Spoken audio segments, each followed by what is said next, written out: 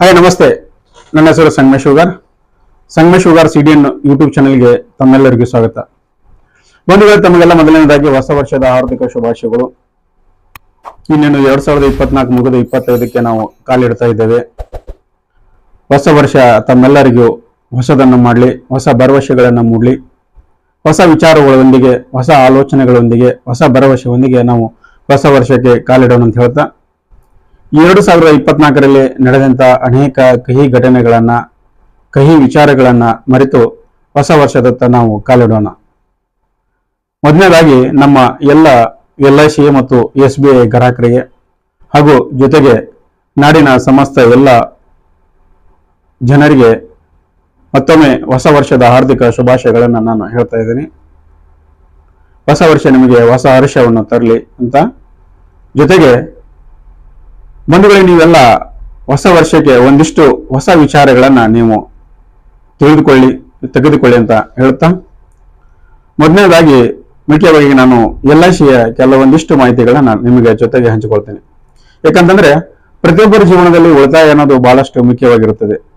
ಉಳಿತಾಯ ಯಾಕೆ ಬೇಕಪ್ಪ ಅಂತಂದ್ರೆ ನಮ್ಮ ಮುಂದಿನ ಭವಿಷ್ಯಕ್ಕಾಗಿ, ನಮ್ಮ ಮುಂದಿನ ಮಕ್ಕಳ ಭವಿಷ್ಯಕ್ಕಾಗಿ, ನಮ್ಮ ಜೀವನಕ್ಕಾಗಿ ಒಂದಿಷ್ಟು ಹೊಸ ನಿರ್ಧಾರಗಳನ್ನ ನಾವು ತೆಗೆದುಕೊಳ್ಳಬೇಕಾಗುತ್ತದೆ. ಯಾಕಂತಂದ್ರೆ ಸಂಸಾರ ಅಂದಮೇಲೆ ಸಾಕಷ್ಟು ಹಣ ಎಷ್ಟಿದ್ರೂ ಸಾಲುವುದಿಲ್ಲ.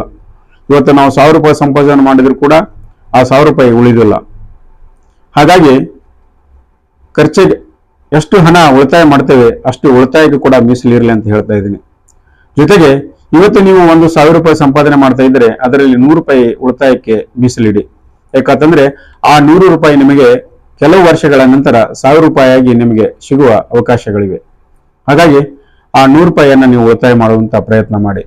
ನಿಮ್ಮ ಮನೆಯಲ್ಲಿ ಸಣ್ಣ ಮಕ್ಕಳಿದ್ರೆ 30 ದಿನಗಳಿಂದ ಹಿಡಿದು 12 ವರ್ಷದ ಒಳಗಿನ ಮಕ್ಕಳಿದ್ರ ಅವರ ಹೆಸರಲ್ಲಿ ಈ ಹೊಸ ವರ್ಷಕ್ಕೊಂದು ನೀವು ಅಮೃತ ಬಾಲ ಅಥವಾ ಜೀವನ ತರುಣ ಪಾಲಿಸಿ ಪಡೆದುಕೊಳ್ಳಿ. ಅಮೃತ ಬಾಲದಲ್ಲಿ ಕೇವಲ 7 ವರ್ಷದವರೆಗೆ ಮಾತ್ರ ಹಣ ಕಟ್ಟಿ ನೀವು 18 ವರ್ಷ 20 ವರ್ಷದವರೆಗೆ ಹಣವನ್ನು ನೀವು ತೆಗೆದುಕೊಳ್ಳಬಹುದು. ಆ ಹಣ ನಿಮ್ಮ ಮಕ್ಕಳ ಉನ್ನತ ಶಿಕ್ಷಣಕ್ಕಾಗಿ ಇಲ್ಲವ ಅವರ ಮದುವೆಗಾಗಿ ಅನುಕೂಲವಾಗುತ್ತದೆ. ಏನೂ ಇಲ್ಲ ಆದರೆ ಕೂಡ ನಿಮ್ಮ ಸಂಸಾರಕ್ಕೆ ಕೂಡ ಸಾಕಷ್ಟು ರೀತಿ ಅನುಕೂಲವಾಗುತ್ತದೆ. ಇನ್ನು ನೀವು ಜೀವನ ತರುಣ ಪಾಲಿಸಿ ತೆಗೆದುಕೊಂಡ್ರೆ ಅದರಲ್ಲಿ ಕೂಡ ಕಡಿಮೆ ಅಮೌಂಟ್ ಇರುತ್ತದೆ. ಆ ಮಕ್ಕಳಿಗೆ ಈಗ 1 ವರ್ಷದ ಮಗು ಇತ್ತಪ್ಪ ಅಂತ ತಿಳ್ಕೊಳ್ಳಿ, 19 ವರ್ಷದ ಮಾತ್ರ ನೀವು ಕಟ್ಟುವಂತ ಒಂದು ಅವಕಾಶ ಇರುತ್ತದೆ. 20, 21, 22, 23 ಮತ್ತು 24ನೇ ವರ್ಷದವರೆಗೆ ಹಣ ನಿಮಗೆ ನಿರಂತರವಾಗಿ ಬರ್ತಾ ಇರ್ತದೆ. ಜೊತೆಯಲ್ಲಿ ಕೂಡ ಲಾಸ್ಟ್ ಅಲ್ಲಿ 25ನೇ ವರ್ಷಕ್ಕೆ ಕೂಡ ನೀವು ಲಂಸಮ್ ಅಮೌಂಟ್ ಸಿಗುತ್ತದೆ. ಉದಾಹರಣೆಗೆ ನೀವು 10,000 ರೂಪಾಯಿಯನ್ನು ನೀವು 19 ವರ್ಷದವರೆಗೆ ನೀವು ಕಟ್ಟಿದ್ರೆ ನಿಮ್ಮ ಮಗುವಿಗೆ 20, 21, 22, 23 ಮತ್ತು 24ರವರೆಗೆ ಪ್ರತಿ ವರ್ಷ 30,000 ರೂಪಾಯಿ ಸಿಗುತ್ತದೆ. ಲಾಸ್ಟ್ಗೆ ಸುಮಾರು 3 ಲಕ್ಷವರೆಗೆ ನಿಮಗೆ ಕೂಡ ಒನ್ ಟೈಮ್ ಸೆಟಲ್ಮೆಂಟ್ ಕೂಡ ಆಗುತ್ತದೆ. ಇದರಲ್ಲಿ ಕೂಡ ನಾರ್ಮಲ್ ಕವರೇಜ್ ಮತ್ತು ಆಕ್ಸಿಡೆಂಟಲ್ ಕವರೇಜ್ ಲೋನ್ ಕೂಡ ಅವೈಲೇಬಲ್ ಇರುತ್ತದೆ. ಇಂಥ ಹಲವಾರು ಅವಕಾಶಗಳು ನೀವು ಇರ್ತವೆ. ದಯವಿಟ್ಟು ಅಂತ ಅವಕಾಶಗಳನ್ನ ನೀವು ಪಡೆದುಕೊಳ್ಳಿ. ಯಾಕಪ್ಪ ಅಂತಂದ್ರೆ ಈಗೇ ಉಳಿತಾಯ ಮಾಡ್ಲಿಲ್ಲ ಅಂತಂದ್ರೆ ಮುಂದೆ ಉಳಿತಾಯ ಮಾಡ್ಲಿಕ್ಕೆ ಆಗೋದಿಲ್ಲ. ನಿಮ್ಮ ಮಕ್ಕಳು ಚಿಕ್ಕವರು ಇರ್ತಾರೆ, ಅವರಿಗೆ ಈಗ 6 ವರ್ಷ 7 ವರ್ಷ 8 ವರ್ಷ ಆಗುವವರಿಗೆ ಅಷ್ಟೇನು ನಿಮಗೆ ಅವರಿಗೆ ಖರ್ಚು ಇರುವುದಿಲ್ಲ. ಅಂತ ಸಮಯದಲ್ಲಿ ನೀವು ಅವರ ಹೆಸರಿನಲ್ಲಿ ಉಳಿತಾಯ ಮಾಡಿದ್ರೆ ಮುಂದೆ ಅವರಿಗೆ ಉನ್ನತ ಶಿಕ್ಷಣಕ್ಕೆ ಅದು ಕೂಡ ಸಹಕಾರಿ ಆಗುತ್ತೆ, ಅನುಕೂಲವಾಗುತ್ತೆ ಅಂತಾನೆ ಹೇಳ್ಬೋದು. ನೀವೇನಾದ್ರೂ 20 ವರ್ಷನವರಾಗಿದ್ದೀರಾ ಅಥವಾ ಅದಕ್ಕೆ ಮೇಲ್ಪಟ್ಟಾಗಿದ್ದೀರಾ, ನಿಮ್ಮ ಹೆಸರಿನಲ್ಲಿ ನೀವು ಒಂದು ಪಾಲಿಸಿ ತಗೋಬೇಕಂದ್ರೆ ಜೀವನ್ ಲಾಭ ತಗೊಳ್ಳಿ.